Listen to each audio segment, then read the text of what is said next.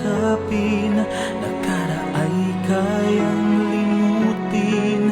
Magtiwalang muli, mahalin muli, magbalik ka sa akin. Di ko kakayanin kung ika'y mawawala sa aking piling. Di ko kakayanin pag nalaman kong wala ng pag-ibig sa akin. Di kayang mag-isa, gustong kasama kita sa iyo.